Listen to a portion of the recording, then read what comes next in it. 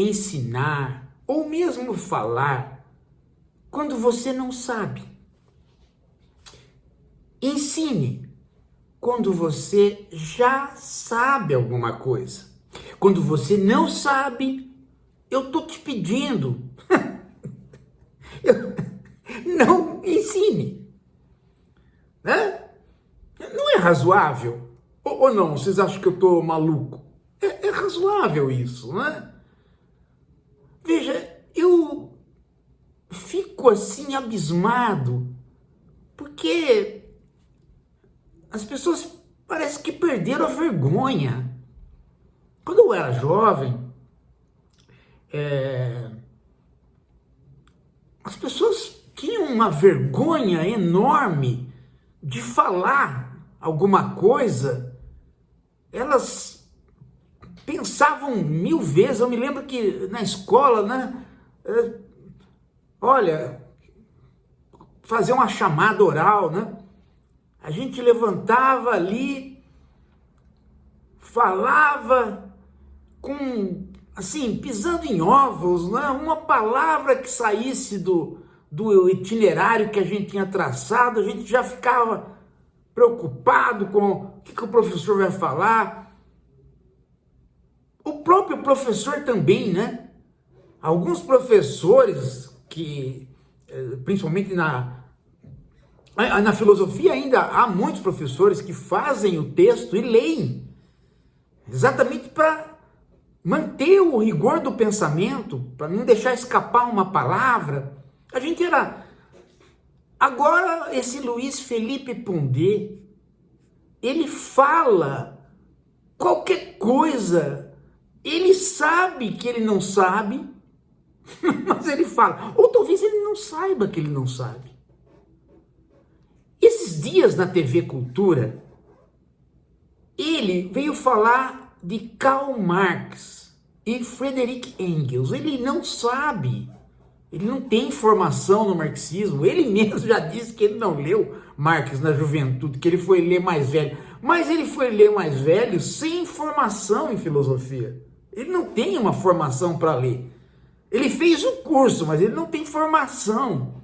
Por quê? Porque ele não sabe coisas que a gente fica abismado. Ele veio com um papo de que o Marx e o Engels achavam que só existia amor verdadeiro na classe operária. Só que aí você vai ver o que ele pensa da classe operária. Não é a classe operária como abstração tomada por Marx e Engels, mas são os operários empíricos, cada operário. Mas Marx não pensava em cada operário, nem nos operários. Ele pensava na classe operária, na classe burguesa. E ele não tirava isso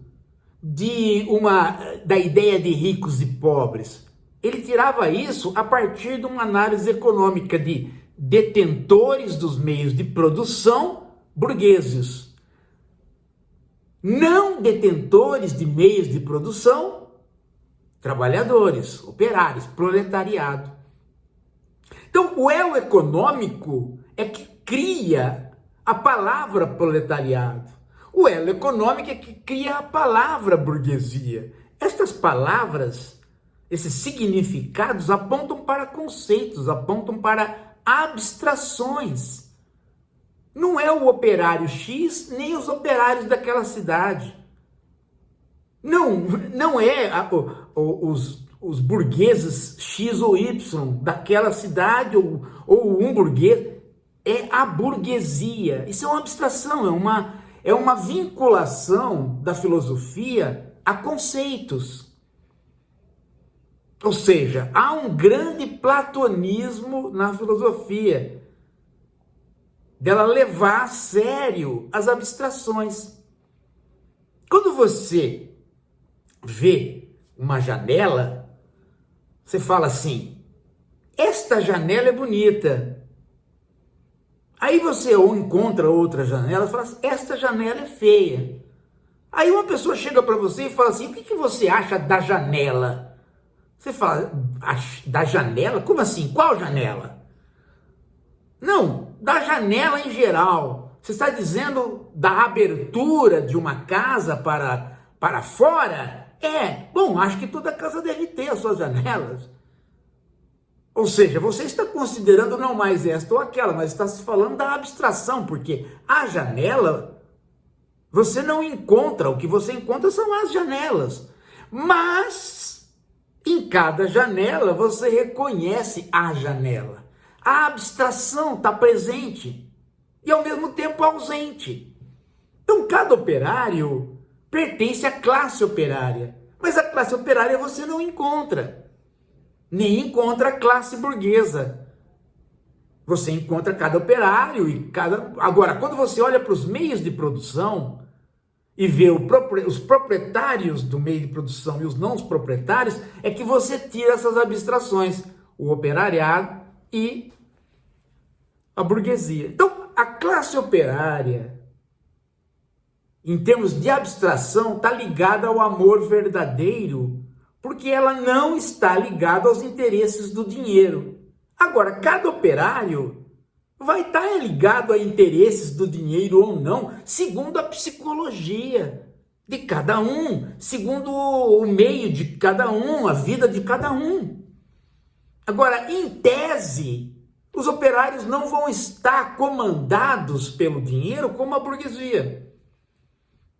Em tese, ou seja, dentro das abstrações.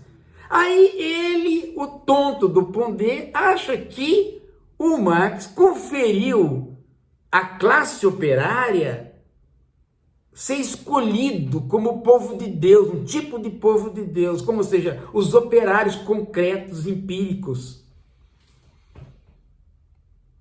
Ele está achando que o Marx olhava para qualquer operário saído de uma fábrica bebendo num bar, que aquele cara, o Marx achava que era santo, que era um santinho, que era um bonzinho. O Pondé comete o mesmo erro com o Rousseau. Ele acha que o Rousseau está falando do bom selvagem, como aquela pessoa que vive na natureza, como existente. Como se o Rousseau acreditasse que há o homem natural, como se o Rousseau não soubesse que aquilo é uma abstração para descrever algo que é mais abstrato ainda, que é o estado de natureza. Então ele erra ao ler Rousseau, erra ao ler Marx, e erra simplesmente porque ele não tem o conceito de conceito.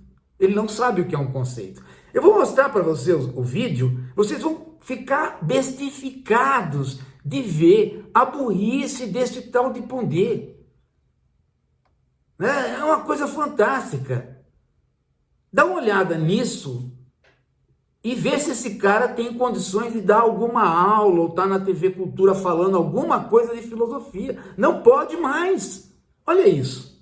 E o amor verdadeiro só pode acontecer na classe operária, porque no meio da burguesia é tudo interesse. Você vê a gente que vive no século XXI, o absurdo dessa ideia, né? De que só pessoas que vêm da classe operária de fato amam verdadeiramente. Notaram? É exatamente este erro. E isto que ele falou, de que o Engels acha que o operário, né, não está ligado a dinheiro e por isso é um santinho e vai poder fazer o amor verdadeiro, ele fala do Rousseau, ele fala de todo mundo. Ele é aquele tonto, aquele energúmeno que, quando o Lula começou na política, o cara, né, um dia viu o Lula tomando um uísque, uma coisa assim, e falou assim, tá vendo? Olha lá, ó, o operário não é um homem puro, né? Imagina, que o operário é um homem puro. Ninguém é homem puro, ninguém se identifica com a abstração. Nem os santos.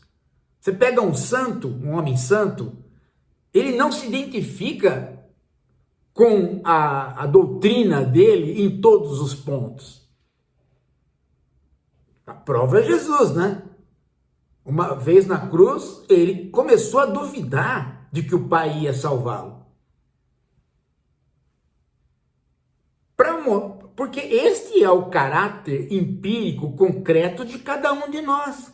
Nós não somos as abstrações que nós criamos, mas nós precisamos das abstrações para pensar, para projetar, para criar. E temos que ter o rigor na hora que escrevemos, segundo as nossas abstrações, senão a gente não consegue planejar. É por isso que as pessoas falam essa frase assim, olha, em tese ou em princípio, né? De acordo com a ideia. Quando elas falam essa frase, elas estão querendo remeter ao conceito. Elas estão querendo dizer, na prática nós vamos lidar com pessoas, mas em tese nós vamos ter que manter esta linha. A lei também trabalha assim. Eu acho que o Pondé, eu acho que ele deve, eu não sei se ele dirige, acho que ele não deve dirigir, porque acho que esse cara não consegue tirar a carta, né? Porque ele não entende que as próprias leis do trânsito também são uma abstração. Tem lei do trânsito, né? Que também são uma abstração. No entanto, são abstrações que têm efeito na nossa vida. O fato de ser uma abstração não significa que não tem efeito na nossa vida. Ela tem efeito na nossa vida mesmo sendo uma abstração. Então, essa ideia, eu acho que o Pondé é aquele aluninho que quando o professor explica, né, o professor diz assim, olha, os homens, né, os homens genericamente falando, eles dominam as mulheres, oprimem as mulheres, fazendo um discurso de gênero, né? Aí o aluninho faz, professor, eu lá em casa, eu tenho um tio meu que ele lava toda a louça, ele não põe a mulher dele na cozinha, ele não oprime a mulher. Por isso o senhor está generalizando, nem todo homem oprime a mulher. Aí você faz o que com esse aluno? Você manda ele para a casa do Pondé para ele morar junto, num estábulo, onde tem um monte de jumento, Pondé, ele e tal. Né? Você vai fazer o que com esse cara, pô? Ele não generalize. Quando o cara fala não generalize, eu ponho a mão na cabeça e falo, lá vem porcaria. Né? Você trabalha com generalizações. Lei da gravidade é uma generalização. É uma generalização que se transforma numa abstração. E aí você vê se isso transformado numa abstração pode ser um conceito ou não pode ser um conceito. Como é que você faz o teste? Você faz o teste com a teoria. Se no desenvolvimento de uma teoria aquela descrição vai bem, é um bom conceito. Se a hora que você aplica aquela descrição fica um monte de coisa saindo, não bate, a descrição não faz um todo coerente, você fala, pô, já tem problema esse conceito. Esse conceito não está bom. Tem um monte de fenômenos que escapam dele. Ele não dá conta de um monte de fenômenos. Não quer dizer que ele tenha que dar conta de indivíduos. Tem que dizer que ele tem que dar conta de fenômenos, ou seja, acontecimentos com indivíduos.